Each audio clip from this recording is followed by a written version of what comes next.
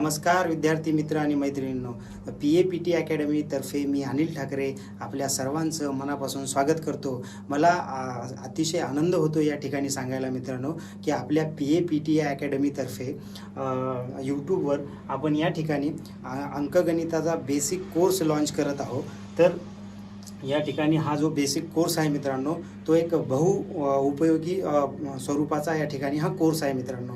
हा course police भरतीपासून IAS पर्यंत, IASच्या पूर्वपरीक्षे म्हणजे UPSCच्या पूर्वपरीक्षेपर्यंत लाभदायी ठरणार आहे मित्रांनो.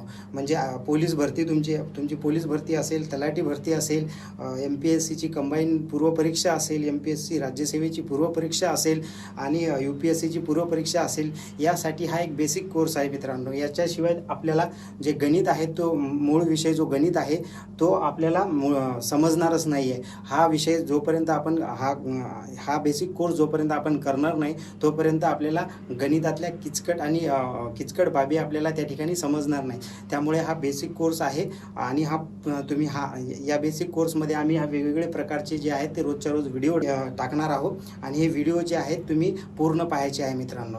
तर आपण आज या सेशनला, अंकगणिताच्या पहिल्या सेशनला या ठिकाणी आपण सुरुवात करूया. तर या ठिकाणी मित्रांनो, अंकगणितामध्ये आपण संख्या हे चॅप्टर बघणार आहोत, संख्याशास्त्र. आणि त्यामध्ये संख्या या किती प्रकारच्या संख्या आहेत आणि कोणकोणत्या संख्या आहे या ठिकाणी आपण सुरू करूया.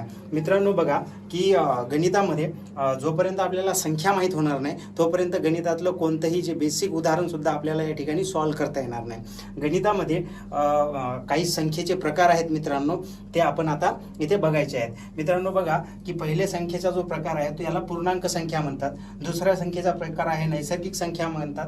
तिसऱ्या संख्येच्या प्रकाराला समसंख्या, विषम संख्या, मूळ संख्या, संयुक्त संख्या, सहमूळ संख्या आणि जोडमूळ संख्या हे संख्येचे जे आहेत ते मुख्य प्रकार आहेत मित्रांनो. यानंतरही 4 प्रकार आहेत, त्याबद्दलही आपण ही स्लाइड झाल्यानंतर बोलूया. मित्रांनो आता एकेकानं बघूया की पूर्णांक संख्या म्हणजे काय. हे पूर्णांक संख्या म्हणजे काय मित्रांनो, तर या ठिकाणी तुम्ही पूर्णांक संख्या म्हणजे काय, तर या ठिकाणी आता आपण त्यावर चर्चा करूया. पूर्णांक संख्या म्हणजे काय मित्रांनो, ते पूर्ण अंक असते, बरोबर आहे की नाही. त्या ठिकाणी 1 हा अंक आहे, 2 हा अंक आहे, 3 हा अंक आहे. बघा या अंकामध्ये 1 या अंकाला जर आपण या 1 या अंकाचा जर विचार केला आपण तर हे एक पूर्ण अंक आहे मित्रांनो. याला पूर्णांक संख्या म्हणतात. या 1 या अंकाचा जर आपण अर्धा विचार जर केला तर 1 या अंकाला जर आपण छाटलं तर त्याला 0.5 असं त्याचं उत्तर येते. तर 0.5 हे का पूर्ण अंक नाही मित्रांनो, 1च्या अर्ध आहे ते, म्हणून ती पूर्णांक संख्या होऊ शकत नाही. समजून घ्यायचा प्रयत्न करा मित्र आणि मैत्रिणींनो, मी काय म्हणतोय ते. 1 2 3 4 5 शून्यापासून 1च्या फरकाने तयार होणाऱ्या, शून्यापासून 1च्या फरकाने तयार होत जाणाऱ्या पुढच्या संख्या आणि शून्यापासून 1च्या फरकाने मागे जाणाऱ्या ज्या सर्व संख्या असतात त्या मित्रांनो पूर्णांक संख्या असतात.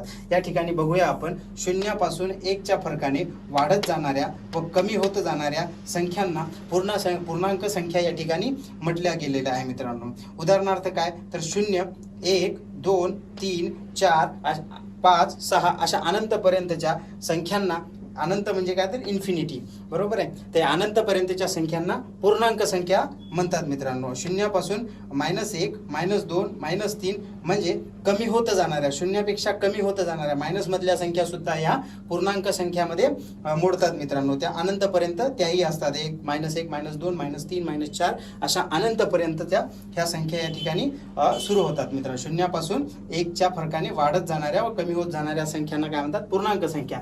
त्यानंतर आपण बघूया नैसर्गिक संख्या काय असतात मित्रांनो. आता पूर्णांक संख्या आपण बघितल्या. पूर्णांक संख्यामध्ये शून्यापासून, पूर्णांक संख्यामध्ये शून्याचा समावेश होतो, बरोबर आहे. शून्यापासूनच पुढच्या संख्या आणि शून्यापासून मागे येणाऱ्या संख्या आपण बघितल्या.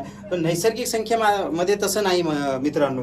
नैसर्गिक संख्येमध्ये काय आहे की शून्य ही नैसर्गिक संख्या नाही आहे, शून्यापासून नाही आहे, तर 1 पासून 1च्या फरकाने वाढत जाणाऱ्या संख्यांना नैसर्गिक संख्या म्हणतात मित्रांनो. म्हणजे 1 2 3 4 5 6 7 8 9 10 अशा अनंतपर्यंतच्या ज्या संख्या आहेत आणि ज्या धनपूर्णांक संख्या आहेत, ज्या धनसंख्या आहेत, मायनसमधल्या सुद्धा त्या ठिकाणी नैसर्गिक संख्या नसतात त्या, आणि त्या फक्त धनसंख्या असतात मित्रांनो. 1 पासून 1च्या फरकाने वाढत जाणाऱ्या 1 2 3 4 5 6 अशा अनंतपर्यंतच्या ज्या संख्या आहेत त्यांना आपण नैसर्गिक संख्या म्हणतो मित्रांनो.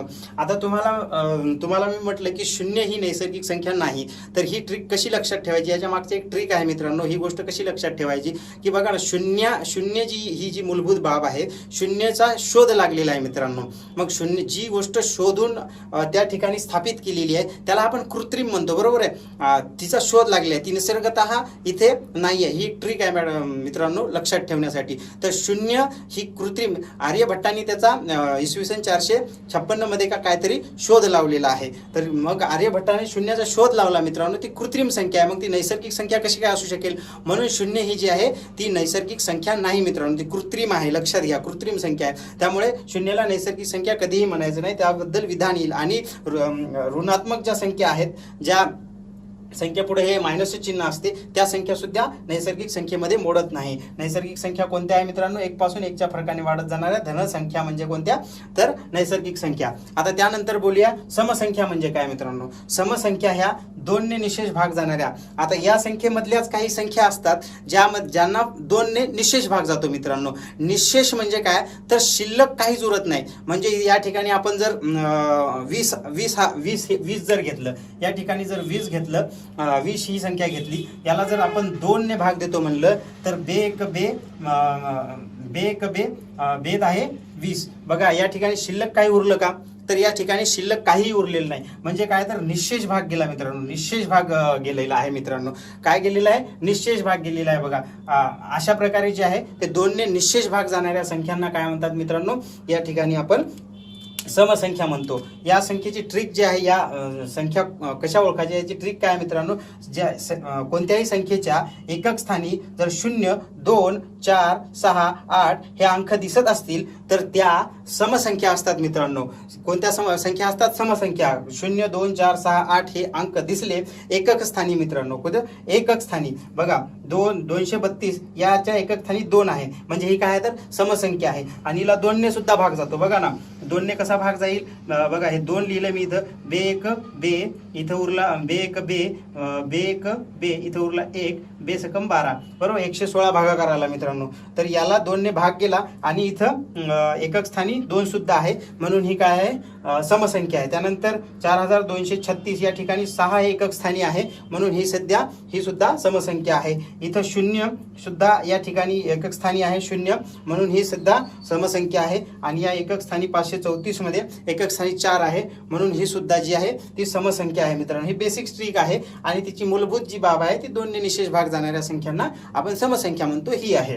त्याच्यानंतर विषम संख्या कोणती आहे हे बघा मित्रांनो. विषम संख्या कशाला म्हणतात, तर 2ने भाग दिल्यानंतर, एखाद्या संख्येला 2ने भाग दिल्यानंतर एक बाकी उरतो मित्रांनो.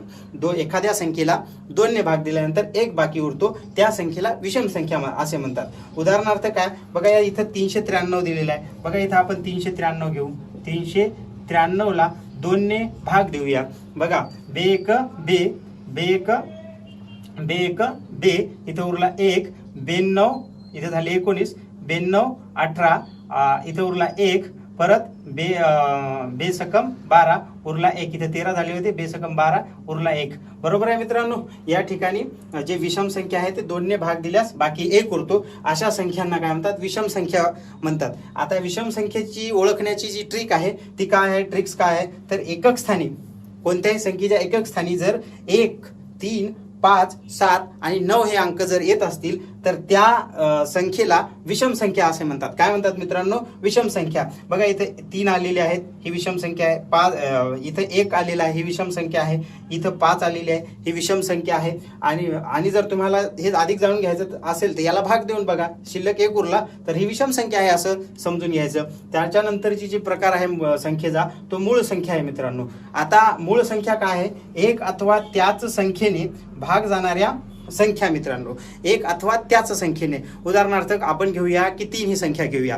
3 या संख्येला फक्त एकने म्हणजे एकच्या पाड्यात 3 येते, एक 2 3 बरोबर आहे, म्हणजे 1 3 3 एकने तिला भाग जातो. आणि दुसरं जे आहे तर दुसऱ्या कोणत्या संख्येने भाग जातो का 3 ला? नाही जात, फक्त ती सोडून म्हणजे 3नच तिला भाग जातो.